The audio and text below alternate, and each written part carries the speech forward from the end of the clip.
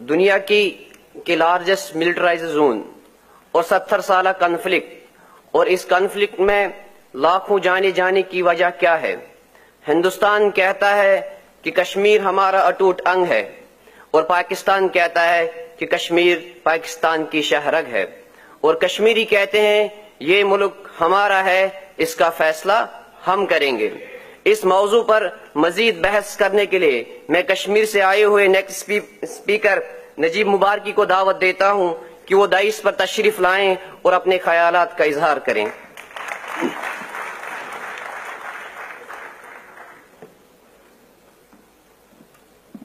शुक्रिया। अस्सलाम वालेकुम, गुड इवनिंग। पहले तो मैं ये कहना चाहता हूं कि इतने बड़े पोस्टर पे गलती देख के मुझे बोलना पड़ता है कि I am no longer with the Economic Times. ये नौकरी मैं 10 साल किया, कुछ 2-3 साल पहले छोड़ दिया था, इसीलिए मैंने अपना नेम प्लेट भी बदल दिया। See the thing is, as mister John Dayal actually said के हम लोग कुछ नया तो बोलने वाले नहीं है, पर्टिकुलरली आफ्टर हमीदा जी सो एलोक्वेंटली स्पोक। लेकिन as someone said, I think it was in the World War II, some British man said that, lies go around the world twice before truth has a chance to put its pants on. झूठ बहुत तेज चलता है, झूठ बहुत फैलता है, and sometimes it becomes necessary to repeat again and again and again and again, as much as one can, the truth in order to just reaffirm its existence. और कश्मीर के मामले में ऐसा है कि सच को झुटलाया नहीं जाता, दफनाया नहीं जाता, टॉर्चर करके, कत्ल करके, रेप करके, फिर दफन करके, फिर निकाल के, फिर गाड़ के, फिर मारा जाता है। सो इन दिस सिचुएशन कोई बेयर फैक्ट्स बोलना, जैसे कश्मीर पे कोई नॉर्मली बेयर फैक्ट्स, थोड़ी सी भी सच्चाई बोलना, जैसे हमीदा जी ने अभी बोला, या कुछ मैं जैसे बोलने वाला, कोई जो कोई भी हकीकत से कश्मीर में के बारे में बात करता, वो लगता कोई रेडिकल चीज बोल रहा है यार, कोई बड़ी तोप मार रहा है, कोई बड़ा खतरनाक आदमी है, कोई जबरदस्त बोल रहा है। It's absolutely nothing like that. What she has, for example, said, what I'm about to say, are the bare facts, is the bare situation.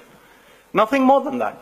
I differ, for example, with one aspect is, कहीं ऐसा दुनिया में होता है कि कोई राजा है और आप तो, now the aspect of having a Hindutva state or the possibility of a Hindutva state is worrying many Indians, many left liberal Indians also who ordinarily would not sort of speak about Kashmir but are forced to speak out now. But the situation in Kashmir already existed. The Dogra Raja, the Dogra regime in Kashmir was a de facto legal Hindutva state. That regime is what we kicked out, or at least had the Quit Kashmir movement against. That regime, that sovereign of that regime, signed the instrument of annexation. So when she's absolutely right, it's the basis of sin. That absurdity. See, the law is not something that carved in stone. All laws, all treaties, all forms of legalese, if they are not based in an ethical sense, if they are not based in a basic common sense, tend to lose their balance. In such a situation where a sovereign has been kicked out and a de facto Hindutva state has been removed, and that sovereign signs a instrument of annexation, that is the basis of India's claims in Kashmir, nothing else. All else, all the legal interpretation, all the legal inference, that becomes as bad a case, as bad absurdity, जैसे कि मनीषा जी बता रही थी कि ये केले वाले और छतरी लेके, वो जो legal दाव पेच में फंस जाते हैं आप लोग. So what does it mean to talk about Kashmir? And why should we talk about Kashmir in the way that is honest? कि आखिरकार कश्मीर का रेजोल्यूशन क्या है, क्या हो सकता है? या तो आप ये कहें कि जो इंडियन स्टेट और जो अभी चल रहा है, विच इज टू से आप you are in such a state of control, in such इतना मिलिटराइजेशन है कि ट्रैफिक पुलिसमैन वहां पे AK-47 लेके, कभी देखा है ट्रैफिक पुलिसमैन को AK-47 लेके? No, and this is the situation in Srinagar. मैं श्रीनगर का रहने वाला हूं, और श्रीनगर में थोड़ी कोशिश करते हैं वहां की लोकल कोलैबोरेटर रजीम भी कि थोड़ा सा सफाई पे, थोड़ा सा ज्यादा मिलिटराइजेशन नहीं होना चाहिए. South Kashmir, north Kashmir, in rural villages, वो तो बहुत सिचुएशन और भी बहुत ज्यादा खराब है. आपको आमतौर पे श्रीनगर में चलते हुए traffic policeman will be, because the existence of the state all laws that we talk about, the idea of human rights, how the judiciary works in Kashmir, how the national human rights, every single organ of the state is nothing but an adjunct of the military state, is nothing but an adjunct and an apparatus of the military state. It's nothing else. It cannot be anything else. So, ये सवाल अगर आप पूछें तब what we begin to understand what do we mean by structural violence. वो चीज क्या होती है आखिर? यानी क्या कश्मीर में कुछ और हो सकता है? Can something else happen? हाँ, offhand one can say कि क्यों नहीं हो सकता? ये जो इनके puppet regime है, PDP हो या कांग्रेस हो या NC हो, why can't they all get together and resign? For example, they could get together and say, we are all resigning, we are not forming the government unless we resolve Kashmir. What is the Indian state going to do? But why don't they do that? They don't do that because they have taken upon themselves a particular role. And that role is not just local collaborators, that local is वो Hindi film में होता है वो सुपारी लेके मारना. They've taken a supari and they have that, आपके local population में आपको इज्जत मिलेगी, पैसा मिलेगा, power मिलेगा, and you have manifestations of this structural violence everywhere. You have people who are forced to, and this is not something that's endemic to Kashmir. This happens in any situation where there is long-standing conflict or colonization and a kind of a foreign regime. आप India gate पे, मैं अभी किसी से पूछ रहा था, आपके इंडिया गेट पे जो नाम लिखे हुए हैं, वहां पे नाम लिखे हुए हैं ना, दिल्ली में जो इंडिया गेट है, वो किसके नाम लिखे हुए हैं? इसे वो बोला शहीदों के. मैंने कहा किसके शहीद थे? Those were soldiers who fought with the British Empire in the First World War, in the Second War, in Iraq, in Mesopotamia and Egypt. Why should they remember them as your shaheeds? Jallianwala Bagh में गोली कौन चलाया था? General Dyer gave the order, but the firing was done by Indians, right? The actual bullets were fired by Indians. So it's not a surprise that in Kashmir, for example, you have high levels of collaboration. It's not a surprise that you have client regimes there. It's not a surprise that you have a high number of people joining the police in Kashmir and then brutalizing their own population. It's a structural problem. It will exist. And one way, if I said to answer the question कि कश्मीर का मसला क्या होगा, one way, as with the Indian state goes, कि यही होगा और कुछ नहीं होगा. The Indian state seems prepared to continue this situation as long as it wants. In my opinion, they have, मेरे बचपन में भी, they see there are things that perhaps you don't know. Kupwara, for example, and I met some people. Kupwara was always a kind of a frontier zone. Gurez जैसे. How many of you Kashmiris have gone to Gurez? Nobody can, because population कोई 40,000 है, 1 लाख फौज है. These are areas that were always militarized. It's not, militarization in Kashmir has not just happened now. It's always existed. As has not resistance just started in the 90s. It always existed. So they have decided now that forever and ever, Kashmir is going to be treated like these zones, like a frontier zone, जहां normal law apply नहीं होता. जहां अगर आप वो law भी बोले उसको वही illegal law या absurd law or something like that. They are going to treat Kashmir perpetually like that. And how do we get out of this? That is one, they are prepared to sort of play this out. और उसमें क्या होता रहेगा? उसमें यही होता रहेगा कि people will periodically protest.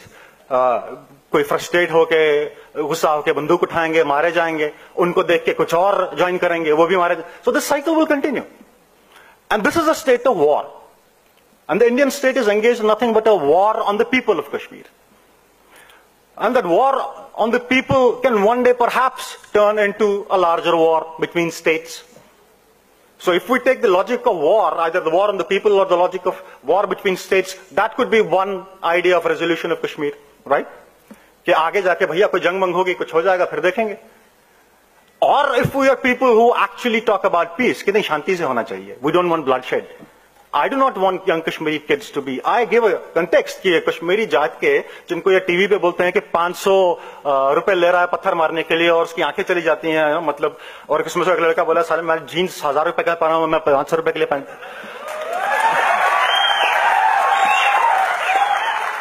Oh, this is just an aside. Why do these people? I do not support the idea of these people getting blinded or getting killed, but in this context, in the context of Kashmir, this is what is going to happen, and nothing else will happen.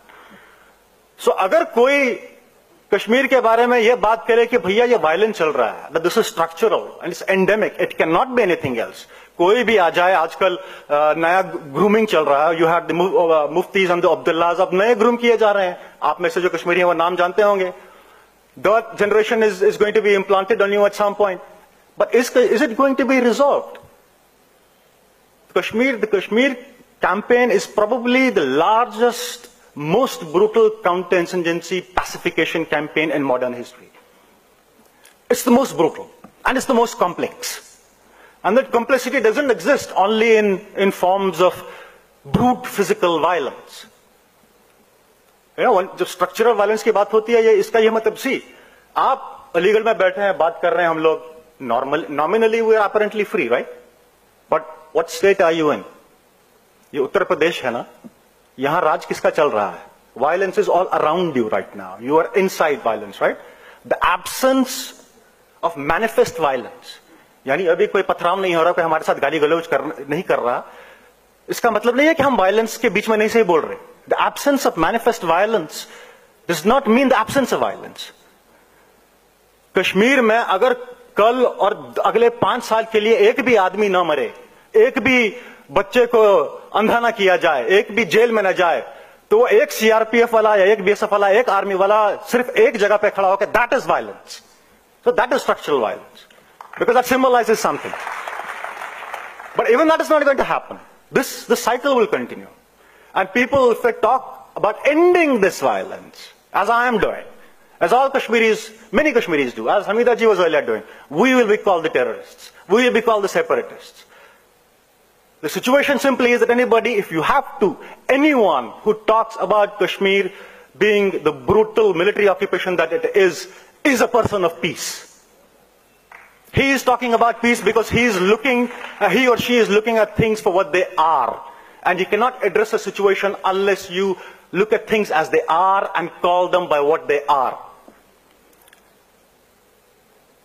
And to prevent that happening, this structural violence, as was said before, has an element of narrative violence. What do you mean by narrative violence?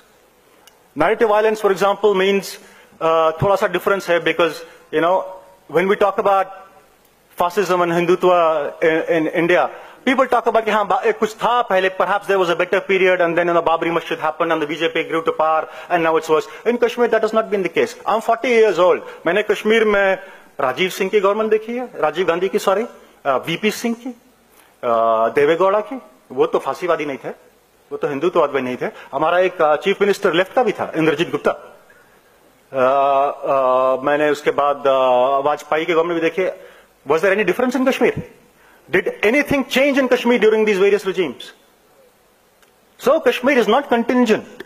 It's not only an issue of communalism. It's not only an issue where we have to talk about it in consonance with the rise of communalism in India. Things are structural there. And why are they structural? Because, Indian presence is based on legal, ethical lie, or what was called an original sin, to hide that lie, to make it obscure.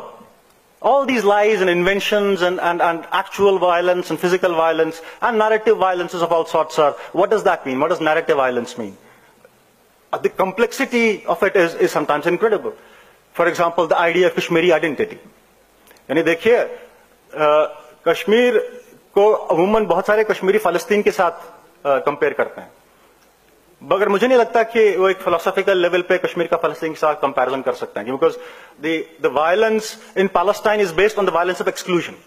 यानी Zionist जो हैं वो तो अरबों को कहते हैं दफा हो जाए, तुम हमारे नहीं हो, ये हमारी जमीन है, तुम दफा हो जाओ. But the violence in Kashmir is based on the violence of inclusion, nominally at least. It is कि तुम इंडियन हो, तुम कश्मीरी नहीं हो, ऐसा कुछ चीज नहीं होता. So it's actually similar to what the French was doing in Algeria. वहां पे भी फ्रांसीसी रजीम में कहता था अल्जीरिया से कि वो ऐसा कोई नहीं होता, अल्जीरियन कोई कौम वोम ऐसी नहीं है, तुम्हारा कोई हक वक नहीं है, तुम लोग अल्जीरियन हो. So the violence is based on the violence of inclusion, and therefore this is a military regime, this is a military apparatus that seeks to justify itself, make itself normal, make itself part of your economic life, particularly your social life, your mental outlook, and also make it a day-to-day, everyday aspect of your life. Which is to say, जैसे हमीदा जी ने बोला कि ये military को normalise करना, तो normalise this. one way to do is, as I said, if you go into the border areas, either Kupwara or LOC पे भी जाएं, वहाँ normal law apply नहीं होता. You can be asked to pack up, get lost, you can do something. Forever, Kashmir is going to be treated like Gurez or Kupwara. All of Kashmir is going to be treated like that. So, if we are talking about narrative violence, what does one aspect mean? Look at one small simple thing. Kashmir में हमेशा यह बोला गया है कि अगर हम 1930 में भी उस हिंदुत्व फांसी डोगरा रजीम के साथ लड़े, हमको तब भी मुस्लिम फंडामेंटलिस्ट बोला गया. Muslim fundamentalism and Islamic fundamentalism has been the only and perhaps the sole tool that has been employed against the struggle of Kashmiris for their political rights. And what does the denial of political rights mean? It means a denial of human rights. जिसको आप हिंदी में मानव अधिकार का उल्लंघन बोलते हैं. मुझे इतनी हिंदी आती है. वो क्यों होता है? क्यों होता है भाई? It happens in a place like Kashmir because your political rights are denied. When you ask for something which is a political right, which is a right to self-determination, उसके मांगे जाने पे उसको deny करते हुए आपके human rights. So Kashmir is not a human rights issue. That's a narrative violence because some people will present to you Kashmir as a human rights issue. It's not a human rights issue. It's not an economic issue. It's a political issue. It's the right of self-determination. And my status as a disputed person is a legal status. It exists according to international law. So I have a legal right to stand here and talk about my disputed status and talk about what is being done. अब इसको जुटलाने के लिए क्या गया? For example, if earlier, and remember Islamic fundamentalism as a continuous thread, कि कश्मीर में जो भी हो रहा है ये पाकिस्तानी, and they're all, मतलब इनको मिला जुला के पेश किया जाता है, Pakistani terror, proxy, cross-border terrorism, proxy terrorism, Islamic fundamentalism. This is all kind of meshed up together and presented to you. But what does it also mean? It means, for example, एक चीज देखिए 90 से ही देख लीजिए, from when the insurgency started. Depending on situations, the bad guys have always been recast. पहले बोला गया, क्योंकि मैंने देखी है militancy from the start. पहले बोला गया कि यार तुम लोग बंदूक उठाए, तुम सारे टेररिस्ट हो, and ये नहीं चलेगा. फिर बोला गया कि नहीं, कुछ शायद कुछ इसमें जेके वाले शायद बेटर हैं हिजबुल मुजाहिदीन से. And that was the narrative that was given. Then it was said, Banduk is very bad.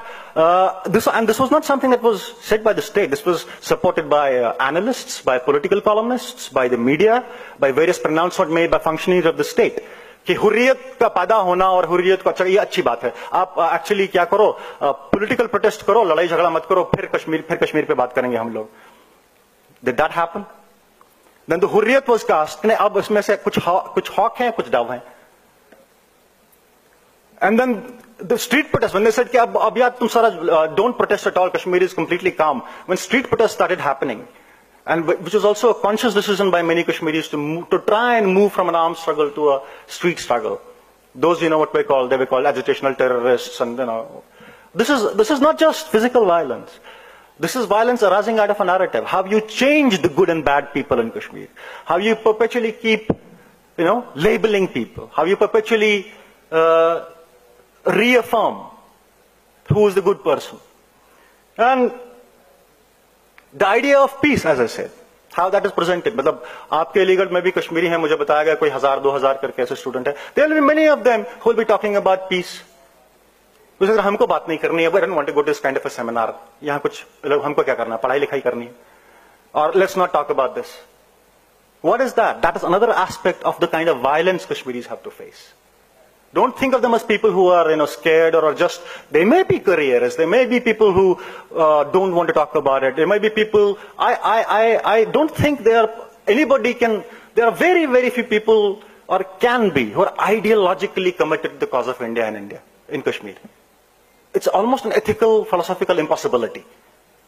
There are careerists, there are supari wale, there are people who want power, so therefore have taken on the role of being India's, thanedar and supari wala over there. And there are people who are war profiteers, who want to make money out of this. Because it's a matter of choice. I have asked, policemen and my friends have asked, policemen and very famous killers, कि अगर तुमको choice मिलेगी, कल आजादी होगी, तो तुम कहां जाओगे? उधर जाओगे, इधर जाओगे? तो क्या बोल रहे हैं, हम तो इधर ही हैं हमेशा. Where will I go? So it's a matter of choice. The battle you're fighting, the war you're fighting is to deny you that choice. All the grand narrative, all the massive violence, many forms of violence, all the narratives of co-option, all the facades of voter lines as democracy but no democracy itself, all the screaming and shouting and labeling and forms of actual abuse that you have to face in your lives as a Kashmiri. मुझे एक writer दोस्त है, उसने कभी बोला था, being a Kashmiri is living in a state of perpetual humiliation. So the humiliation you face, it's for example, look at it from that aspect. What does sexual violence against women mean? It is sexual violence against women that happens in Kashmir, but it's also violence directed against men. Sexual violence is also directed against men, but sexual violence against women is also directed against men. कि तुम्हारी औरतों के साथ हम ऐसा करेंगे, क्या कर लोगे तुम? So this is a situation where it's both total war, and that war is being hidden. It's not being presented as a war. Its purposes remain to pacify a population that the Indian state perfectly well knows cannot be pacified. And ultimately, the simple fact is pointing these things out and talking about this in an honest way is perhaps the most critical thing to do when such lies are being propagated.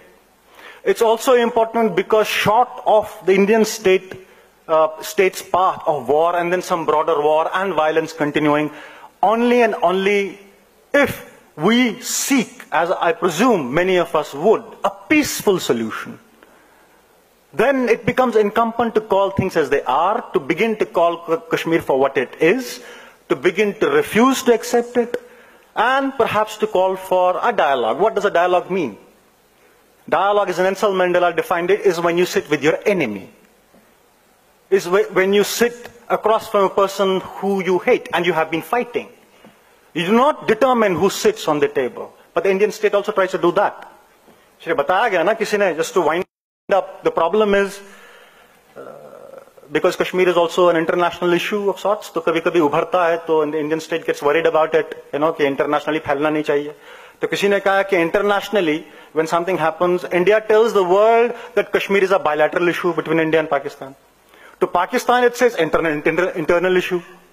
To Kashmir, it says there is no issue.